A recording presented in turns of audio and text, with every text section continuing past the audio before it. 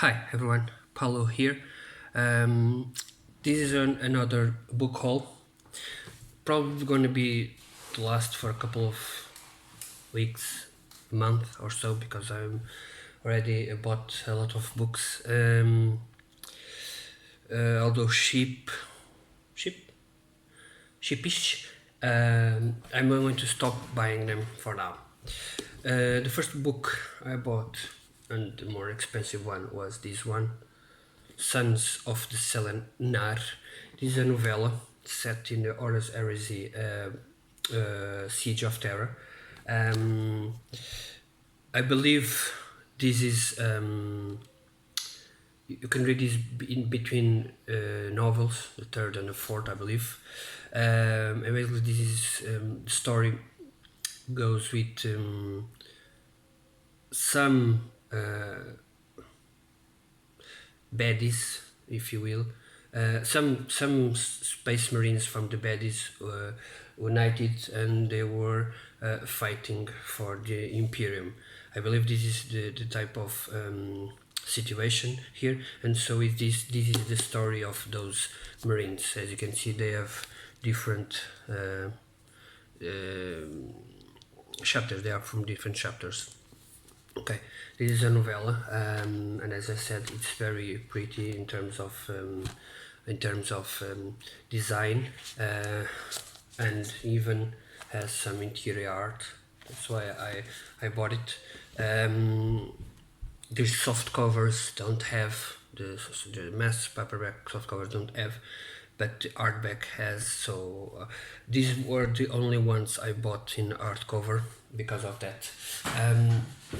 Then I bought three books from a company called Severed Press. Okay, this is the first one, Greg Beck, Journey, no, to the Center of the Earth. Basically, it is a story about imagine Jules Verne, Journey to the Center of the Earth, but with some twist and more grim, if you will. I'm already reading, and I'm ready to finish. This is a small book. We're talking about 250 pages. If this was a mass paperback, probably 300 pages or so. I'm already reading, and I believe it. I don't know. I know there is a second book. Probably gonna get it, the second book, because I'm enjoying this one. Then we got another Tim Curran novel called Monstrosity. Okay. I love Tim Curran, probably one of my favorite horror writers, and so as soon as I see these books cheap, I buy them.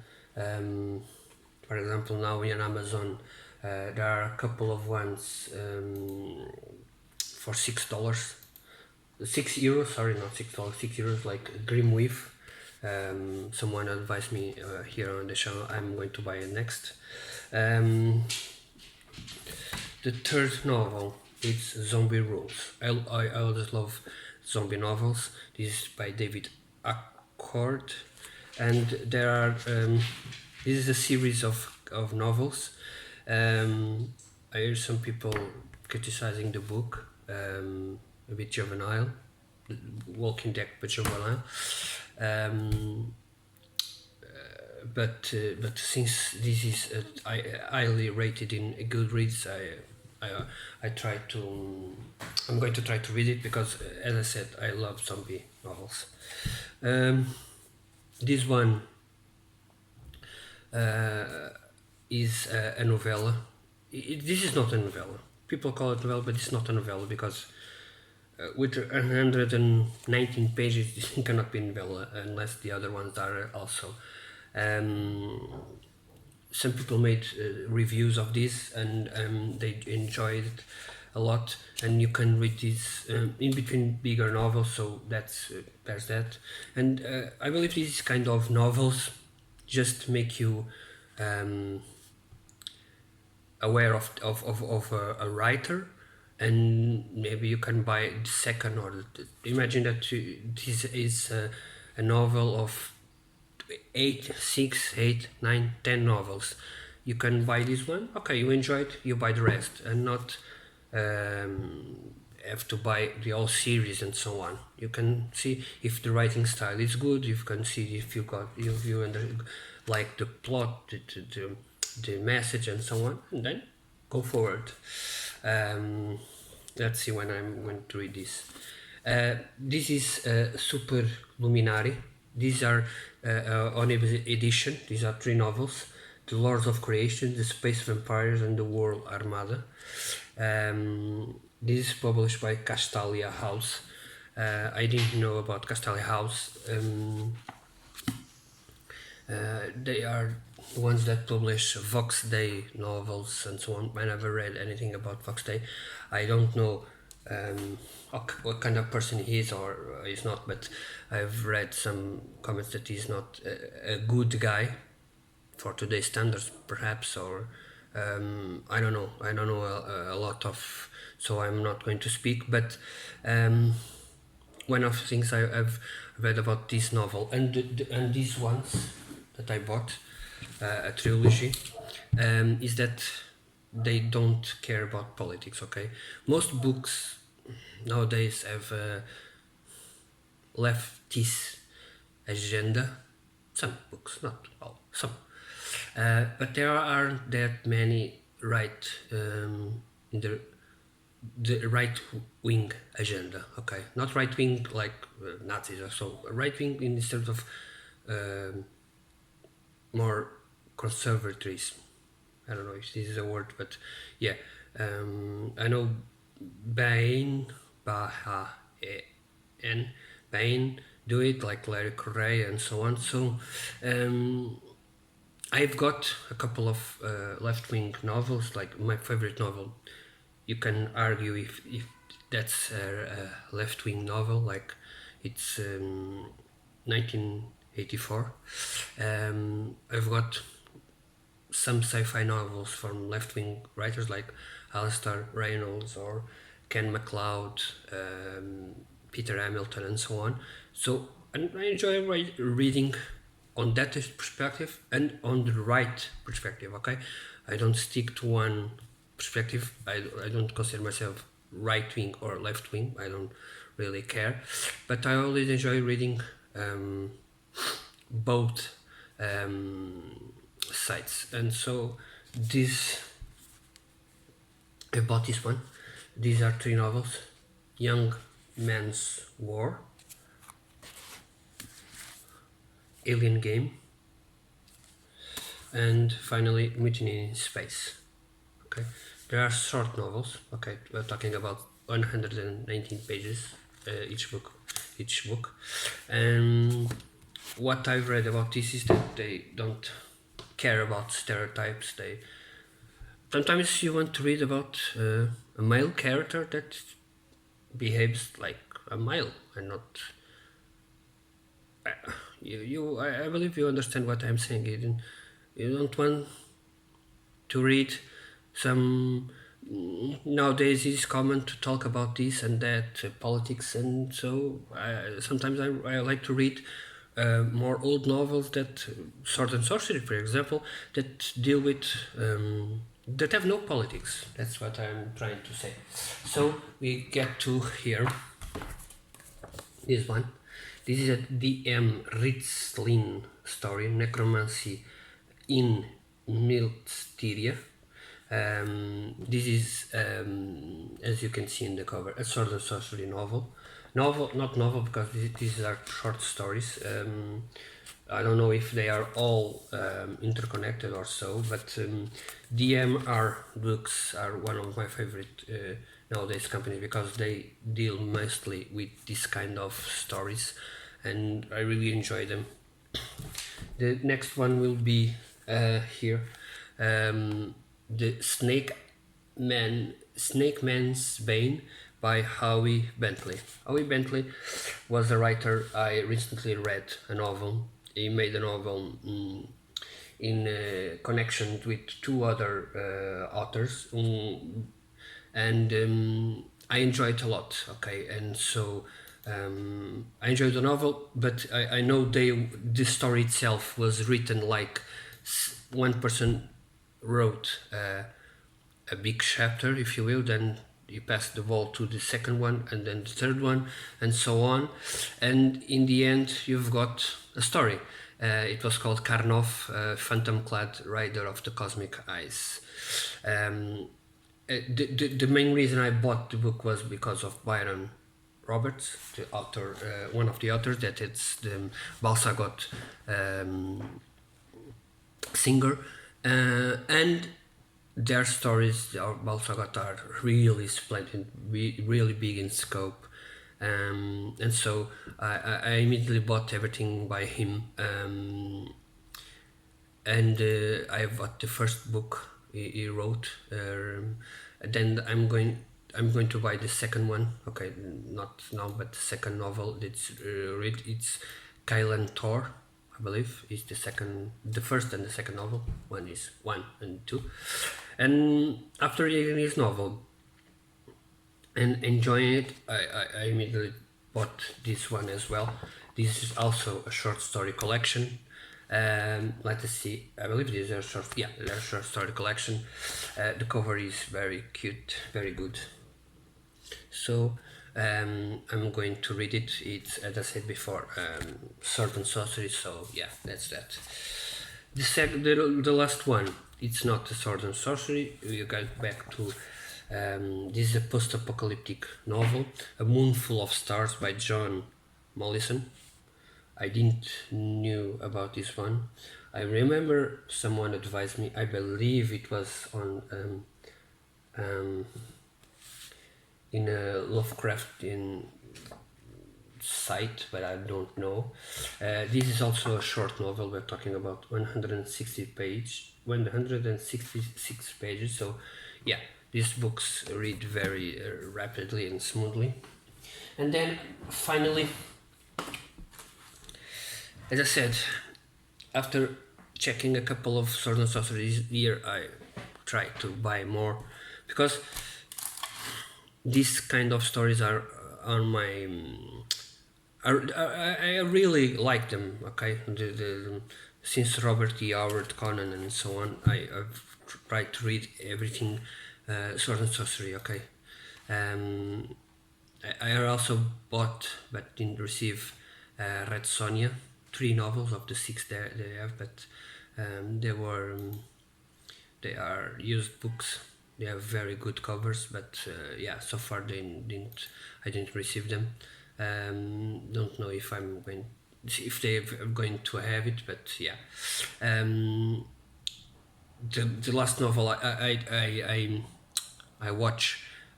read. It's Toon Vision by Ernst Schuler.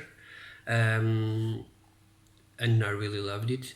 And then before that, I read Michael Moorcock's novel and so on, Karnov, Under the Green Star by Lynn Carter. And so after checking that this author, Schuler Einstein, was on this Keziah, I'm remembering watching this in the Kickstarter, but I never back it because they are very expensive there. But since they were only $6, €6, I bought them. I bought 3 of them, the first 3. Going to buy the next ones. These have like a novelette in this case, and 6 short stories. Okay.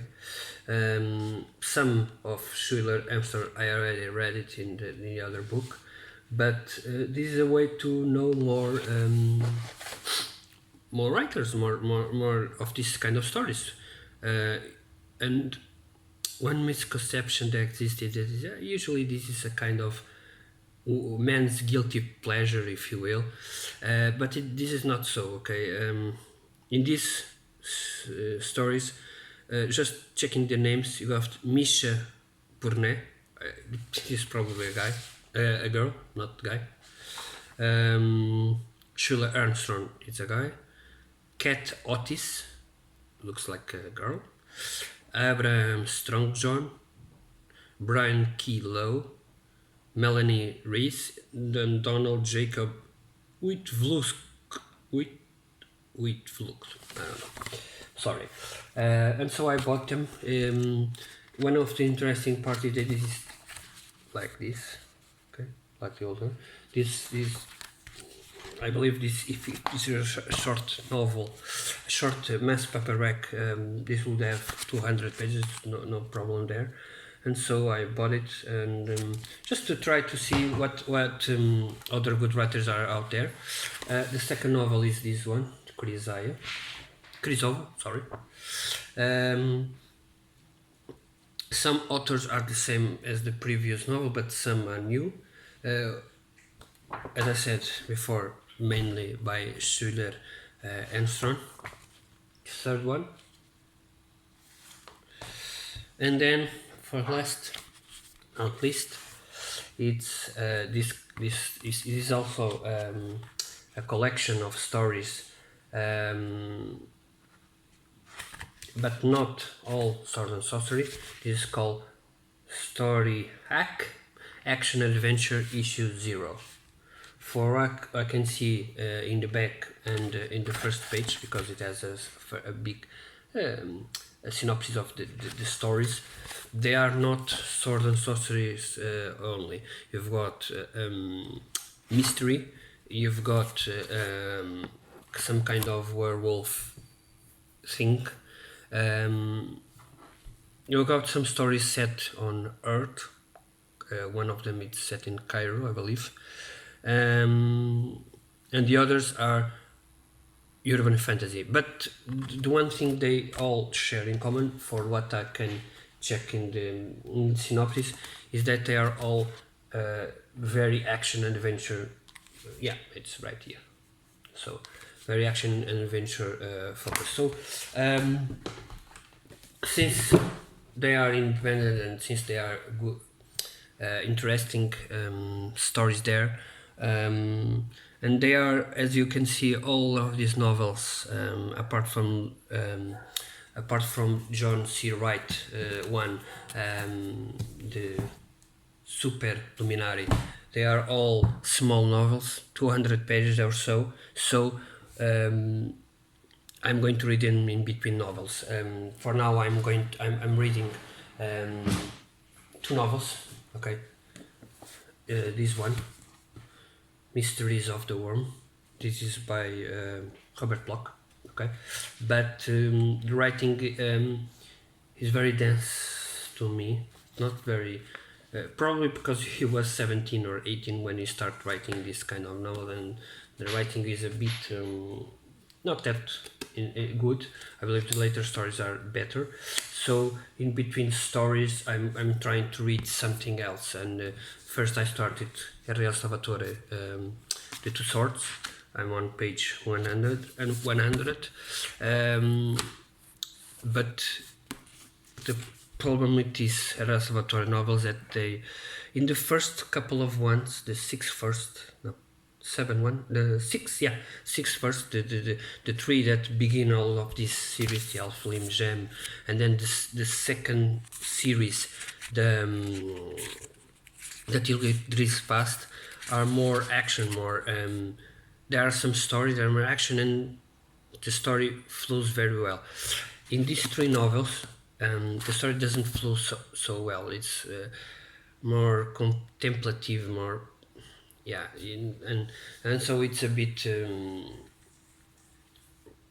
slow, and so I always try to read a couple of novels each time, 1 or 2, because I don't like to read a 400-page novel all in one sitting, because I sometimes I got bored. Not always. For example, this one I've read a couple of years ago, Dead Man Walking. I'm going to try to read the third one again. It's a story about a world that is being invaded by Necrons, and we've got dead corpse of Krieg.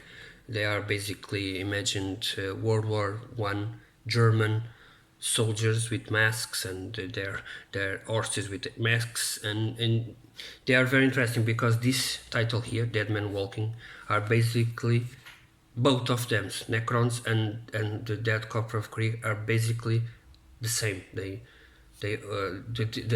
not the same in terms of physics, but Dark Corps of Krieg are a group of Imperial Guard that some time ago rebelled against the Imperium, and then after the war that devastated their planet, they have been trying to redeem themselves in the eyes of the Emperor, and so they have a lot. They produce a lot of men, and I say produce because they are engineer, and they send a lot of persons, a lot of people to help the Imperium in their struggles, in their wars, and they are very determined. I believe I read somewhere that never one of the regiments broke free and joined chaos or so on. They are very determined, very focused, and they are almost dead men walking, because their only purpose is to die for the Emperor, to redeem themselves in the eyes of him. In the other side, the Necron side, you've got machine-like beings that were put, the Necron tier were put in the Necron machines, and they are basically zombies, if you like, apart from the leaders. They are basically zombies. They have no will. Okay, for immortality they gave up their will, and so the title here is very cool, Dead Man Walking, because they both are, but in different spectrums. So this was a very good wordplay here, and I remember enjoying this one. It's very, this is grim dark.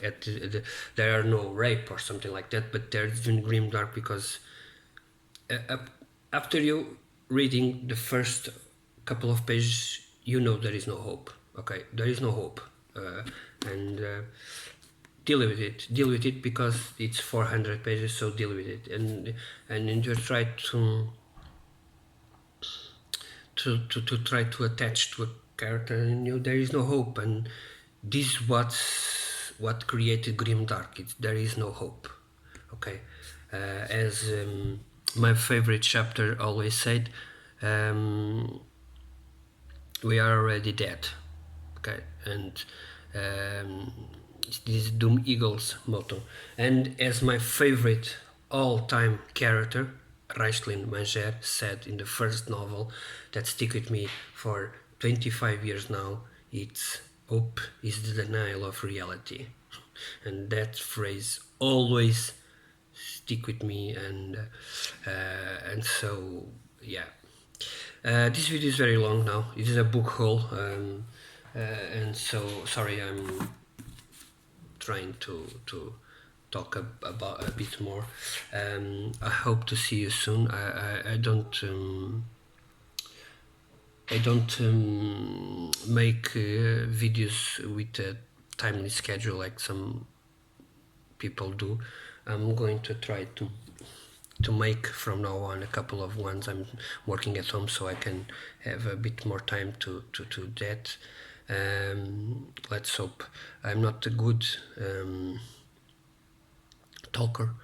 I have no in that skills. I have I have not a good skills talking and reviewing books. Okay, like some others, like Patrick or Patrick Leo, or like Slow Red, but I try. Okay, this is what I try to make reviews and stick to the points that that are important. Yeah, thank you guys. Have a nice day.